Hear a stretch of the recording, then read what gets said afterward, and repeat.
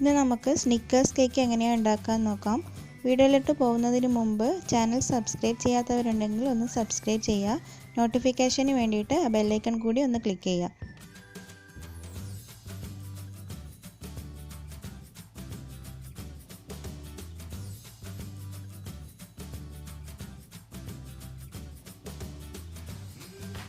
ആദ്യം തന്നെ ഒരു 1/4 കപ്പ് മൈദ എടുത്തു വച്ചിട്ടുണ്ട്.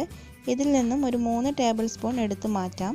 അതിന് പകരമായിട്ട് 3 ടേബിൾ സ്പൂൺ തന്നെ കൊക്കോ പൗഡർ ചേർത്ത് കൊടുക്കാം.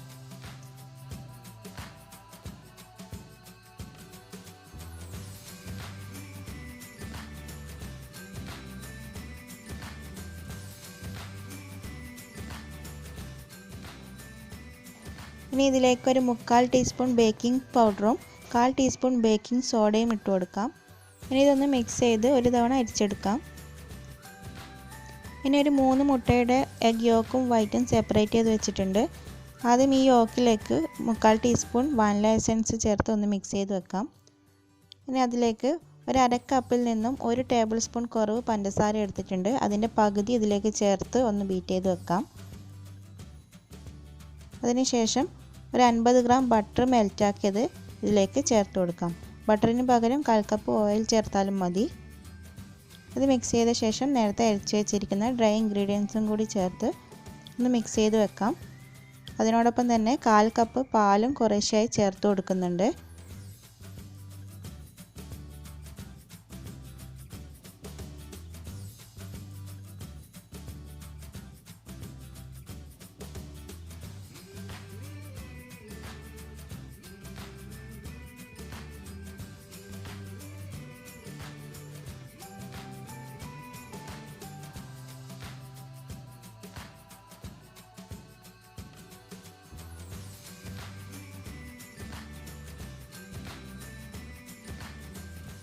ഇനി ഈ എഗ് വൈറ്റിലേക്ക് അല്പം ഉപ്പും കൂടി ചേർത്ത് ഒന്ന് ബീറ്റ് ചെയ്യാം.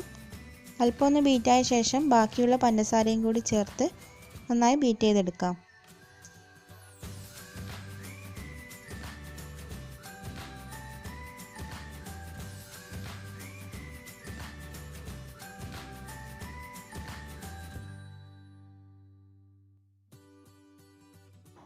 വൈറ്റ് ഇവിടെ ബീറ്റ് ചെയ്തെടുത്തിട്ടുണ്ട്. ഇനി ഇതിൽ നിന്നും കുറച്ച് നേരത്തെ മിക്സ് ചെയ്ത് ഇതിലേക്ക് ചേർത്ത് ഒന്ന് ഫോൾഡ് ചെയ്തെടുക്കാം.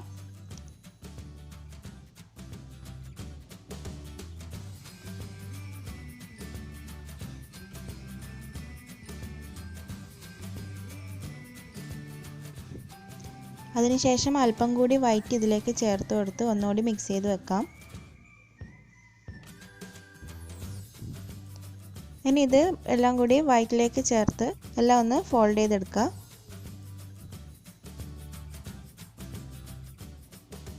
ഒരു 7 ഇഞ്ചിൻ്റെ ടിന്നിൽ ബട്ടർ പേപ്പർ വെച്ച് കൊടുത്തിട്ടുണ്ട്. ഇനി ഈ ബാറ്ററി ഇതിലേക്ക് ടാപ്പ് ചെയ്യാം. അതിനുശേഷം അടിയിൽ ഇതേപോലെ ഒരു പാന് വെച്ചിട്ട് ഇത് അടച്ച് വെച്ച് ഒരു ലോ ഫ്ലെയിമിൽ ഒരു 30 മിനിറ്റ് ബേക്ക് ചെയ്തെടുക്കാം. കേക്ക് ഇവിടെ ബേക്കായി വന്നിട്ടുണ്ട്. ഇനി ഇത് ചൂടൊക്കെ മാറിയ ശേഷം ബട്ടർ പേപ്പറൊക്കെ ഒന്ന് റിമൂവ് ചെയ്ത് നന്നായി ചൂട് മാറാൻ വേണ്ടി വെക്കാം.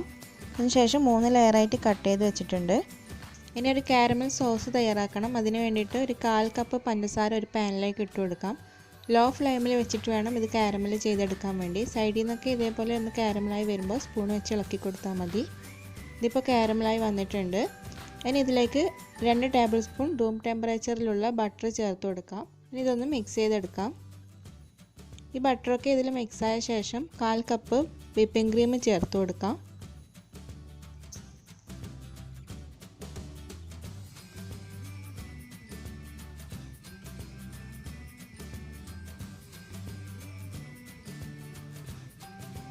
ഈ ബട്ടറും വിപ്പിംഗ് ക്രീമും എല്ലാം ഇതിൽ മിക്സ് ആയതിനു ശേഷം അല്പം ഒന്ന് ഈ തിളച്ച് വരുന്ന സ്റ്റേജിൽ ഇത് നമുക്ക് ഫ്ലെയിം ഓഫ് ചെയ്ത് വെക്കാം.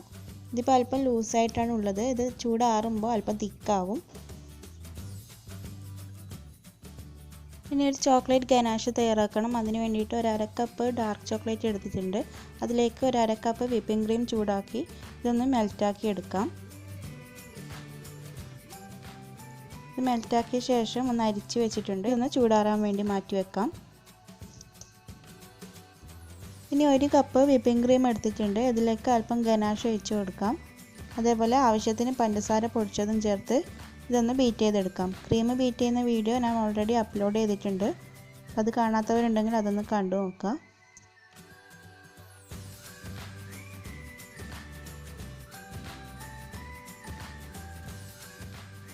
ഇപ്പോൾ നേരത്തെ തയ്യാറാക്കി വെച്ചിരിക്കുന്ന കാരമൽ സോസ് ഇവിടെ തിക്കായിട്ടുണ്ട്. ഇനി അതിലേക്ക് ഒരു 50 ഗ്രാം പീനട്ട് ചെറുതായി കട്ട് ചെയ്തെടുത്തിട്ടുണ്ട്. അതിൽ നിന്ന് അല്പം മാറ്റി വെച്ചിട്ട് ബാക്കി ഇതിലേക്ക് ചേർത്ത് ഒന്ന് മിക്സ് ചെയ്ത് വെക്കാം. വറുത്ത കടലയാണ് എടുത്തിട്ടുള്ളത്. ഇനി ഐസിങ് ചെയ്യാൻ തുടങ്ങാം. അതിന് വേണ്ടിയിട്ട് ആദ്യം ബോർഡിൽ അല്പം ക്രീം ആക്കി കൊടുക്കാം. പിന്നെ അതിന് മുകളിൽ ഫസ്റ്റ് ലെയർ കേക്ക് വെച്ച് കൊടുക്കാം. ഇനി ഇത് ഷുഗർ സിറപ്പ് വെച്ചിട്ട് ഒന്ന് വെറ്റ് ചെയ്തെടുക്കാം. 1/3 കപ്പ് പഞ്ചസാരയും 1/3 കപ്പ് തന്നെ വെള്ളവും ചേർത്ത് ഒന്ന് തിളപ്പിച്ച് ചൂടൊക്കെ മാറി ഫ്രിഡ്ജിൽ വെച്ച് തണുപ്പിച്ചെടുത്തതാണ് ഈ ഷുഗർ സിറപ്പ്. അതിന് മുകളിലായിട്ട് ക്രീം ഒന്ന് സ്പ്രെഡ് ചെയ്ത് കൊടുക്കാം.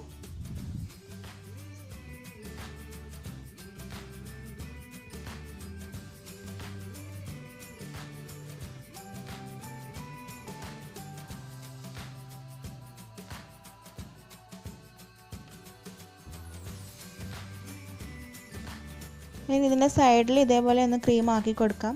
നടുവിൽ ഈ കാരമൽ ഒഴിച്ച് കൊടുക്കാനുള്ളതാണ്. അപ്പോൾ അത് ഒലിച്ചിറങ്ങാതിരിക്കാൻ വേണ്ടിയിട്ടാണ് ഇങ്ങനെ ചെയ്യുന്നത്. ഇനി ഇതെല്ലാ വശത്തേക്കും ആക്കി കൊടുക്കാം. ഇനി അതിന് മുകളിലായിട്ട് സെക്കൻഡ് ലെയർ കേക്ക് വെച്ച് കൊടുക്കാം. ഇതും ഫസ്റ്റ് ലെയർ ചെയ്ത പോലെ തന്നെ ചെയ്തെടുക്കാം.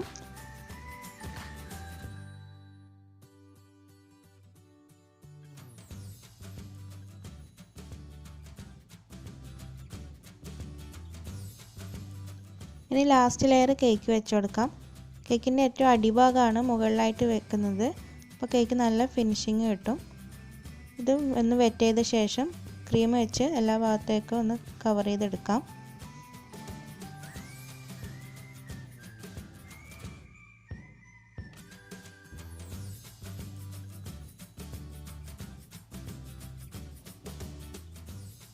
ഇനി സൈഡിൽ ഇതേപോലെയുള്ള സ്ക്രാപ്പർ വെച്ചിട്ട് ഒന്ന് ഡിസൈൻ ആക്കി കൊടുക്കാം.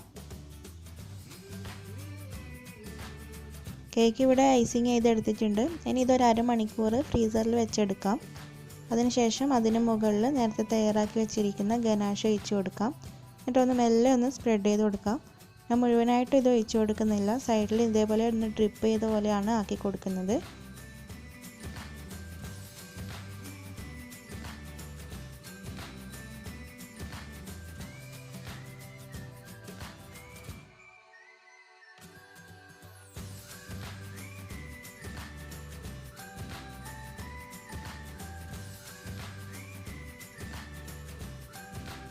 ഇനി ഇത് വീണ്ടും ഒരു അരമണിക്കൂർ ഫ്രിഡ്ജിൽ വെച്ചെടുക്കാം.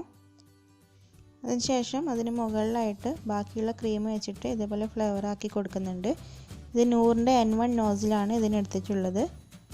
ഈ നോസിൽ വെച്ചിട്ട് തന്നെ താഴെ ചെറിയ ബോർഡറും കൊടുക്കുന്നുണ്ട്.